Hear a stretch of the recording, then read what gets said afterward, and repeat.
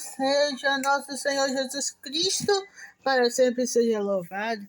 Mais um mês que vai indo embora, afinilando. Hoje já é 28, hoje é 17º do tempo comum, segunda-feira. Vamos pedir que Nossa Senhora da Apresentação livre de todo o mal, de toda inveja, rancor e mágoa.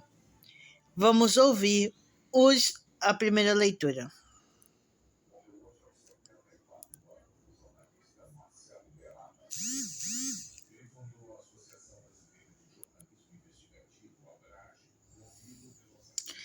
Salmos responsorial.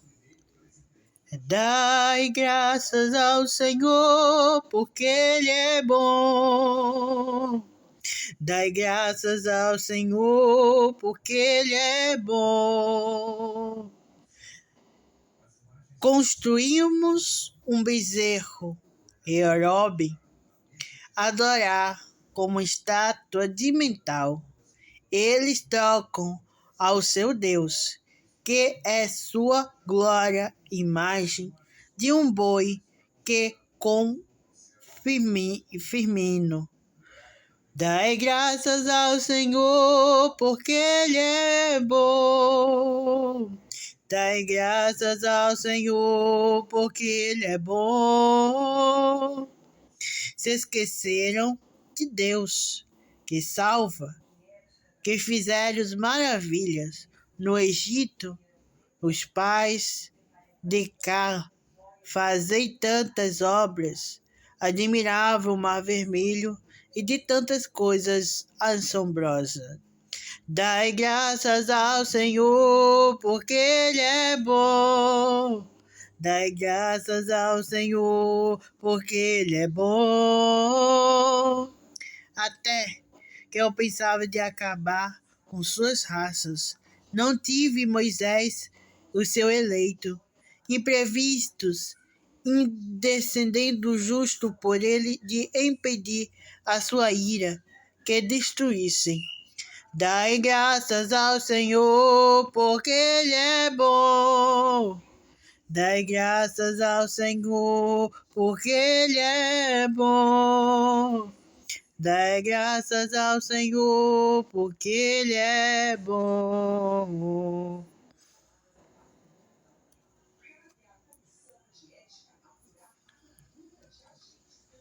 Leitura do livro do Êxodo. Naqueles dias, Moisés voltou do cume da montanha, trazendo nas mãos as 2 tábuas da aliança, que estavam escritas de ambos os lados. Elas eram obra de Deus, e a escritura delas gravada. Era a escritura mesmo de Deus. Josué, ouvindo o tumulto do povo que gritava, disse a Moisés: há gritos de guerra no acampamento. Moisés respondeu: não são gritos de vitória nem gritos de derrota. O que ouço são vozes de gente que canta. Quando chegou perto do acampamento e viu o bezerro e as danças, Moisés encheu-se de ira e arremessou por terra as tábuas, quebrando-as no sopé da montanha. Em seguida, apoderou-se do bezerro que havia feito, queimou-o e triturou-o até reduzi-lo a pó. Depois, espalhou o pó na água e fez os filhos de Israel beberem dela. Moisés disse a Arão: que te fez este povo para atraíres sobre ele tão grande pecado? Arão respondeu: não se indigne, ó meu senhor. Tu bem sabes que este povo é inclinado ao mal. Eles me disseram: faze-nos deuses que caminhem à nossa frente, pois quanto àquele Moisés que nos tirou da terra do Egito, não sabemos o que lhe aconteceu.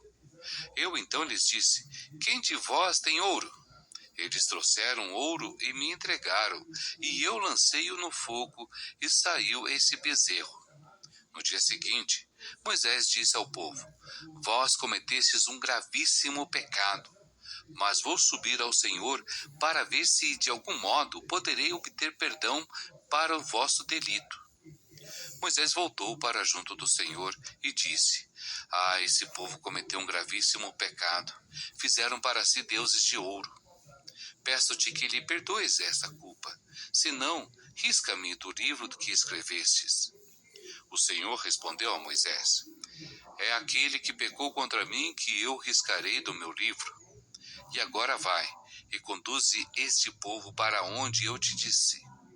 O meu anjo irá à tua frente, mas quando chegar o dia do castigo, eu os punirei por este seu pecado.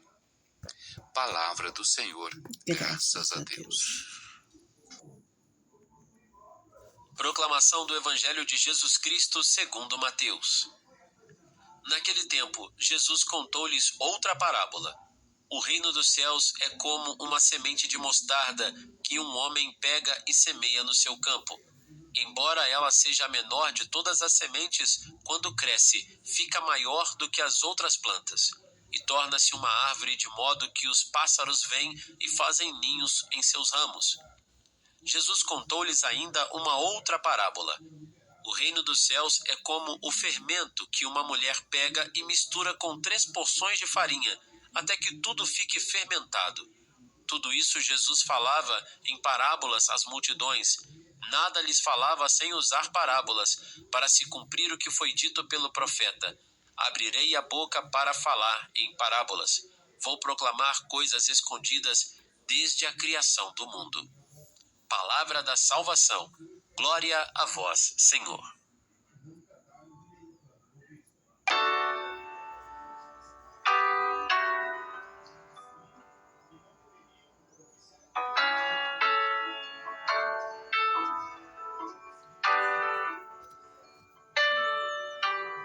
Em nome do Pai, do Filho e do Espírito Santo. Amém. Nós vamos meditar o Evangelho de São Mateus, capítulo 13, versículo 31 a 35. Naquele tempo, Jesus contou-lhes outra parábola. O reino dos céus é como uma semente de mostarda que um homem pega e semeia no seu campo. Embora ela seja a menor de todas as sementes, quando cresce fica maior do que as outras plantas. Palavra da salvação. Glória a vós, Senhor. No Evangelho de hoje, Jesus nos apresenta 2 pequenas parábolas: a semente de mostarda e o fermento. Ambas falam do reino dos céus. Por isso que Jesus quer ensinar a nós de maneira simples e pedagógica, para que nós não percamos o foco, mas possamos fazer a vontade de Deus. E qual é a vontade de Deus? Que nos santifiquemos. E as parábolas nos ajudam a entender como Deus age no meio de nós. É ou não é verdade que é uma simplicidade a forma de Jesus nos dirigir? Fala de semente e fala do fermento. A semente de mostarda é a menor de todas as sementes, mas quando cresce, torna-se uma árvore frondosa, onde os pássaros fazem os seus ninhos. Assim é o reino de Deus. Começa pequeno, guarde isso, quase imperceptível, muitas vezes escondido no nosso cotidiano, mas cresce e se espalha, acolhendo e trazendo a muitos à conversão.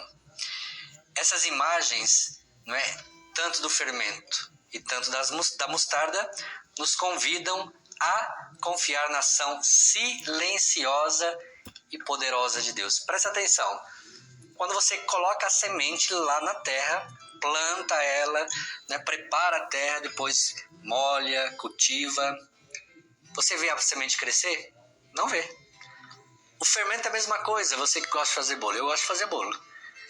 Então, quando a gente está lá fazendo o bolo, para que o bolo cresça, precisa do fermento. Você coloca lá, mistura na massa. Mas você vê o fermento agindo, fazendo a massa crescer, você não vê. É assim que a graça de Deus e o reino de Deus acontecem em nós, de forma que nós não conseguimos perceber, mas está agindo. Você não vê a semente que plantada na terra crescer, mas está agindo. Como no fermento, é a mesma coisa.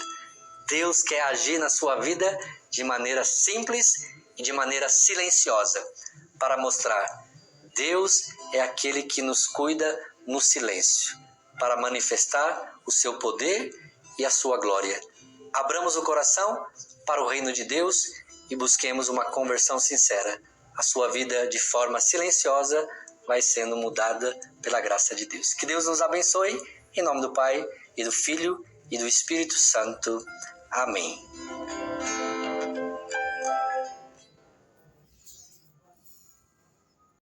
Muitas vezes, e eu peço desculpas para dizer isso, mas muitas vezes as pessoas de dentro da igreja são as piores pessoas.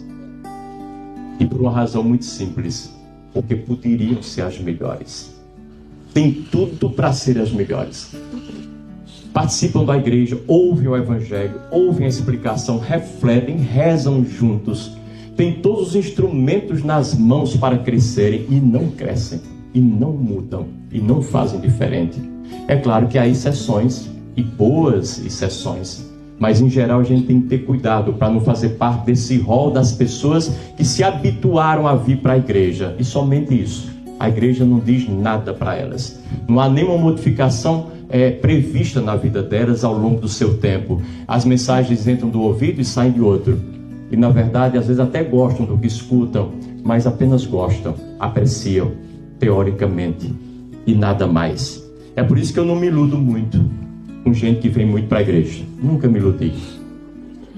E é por isso que eu me encanto um bocado com gente boa que não vem à igreja.